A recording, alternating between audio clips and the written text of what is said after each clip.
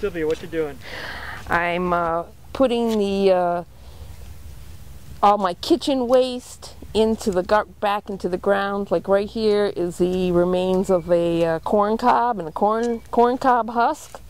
If you let that sit around in a bucket of compost, it kind of rots down, and then you put it into the soil, back into a hole in the ground there, and the earth breaks it back down into the kind of topsoil that you want for your garden. It'll take all this clay and add more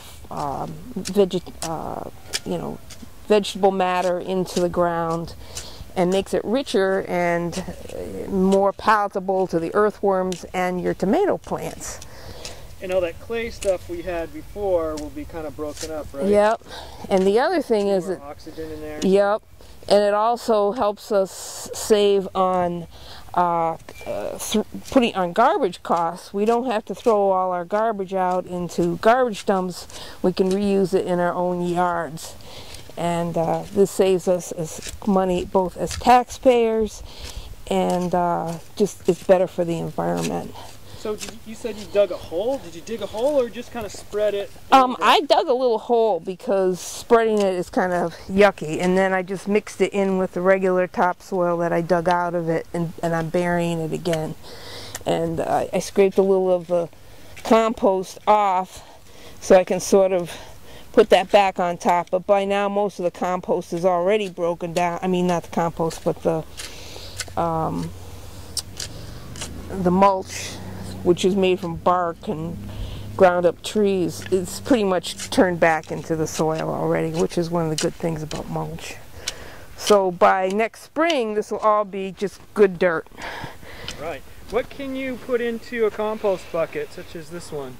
I would say only your anything from the little peeling, your potato and carrot peels, your anything of a vegetable matter, but also eggshells are good. Eggshells add calcium to the soil, and plants do need calcium to have strong stems and good fruit. So what don't you want to put in there? Don't put meat or bones, yeah, anything like that, because for one thing, the dogs will dig it out, yeah, and it'll attract maggots and flies, and that's unsanitary. So you don't want to put that in. But just about anything. I put coffee grounds. Coffee grounds are good. Coffee grounds are, they're an organic thing, a matter, and I just put them in with a coffee filter. And because the filter itself is just made out of cellulose, and it all breaks down together. And so you really enrich your soil doing that, and you maintain your pH better. It just creates better absorbency when the rain falls into it. It has something to hold on to, and it creates better soil all the way around. Plus, I'm down to one little tiny garbage bag a week of actual garbage, other than my recyclables. That's a real savings, in the amount of garbage. The planet thanks you.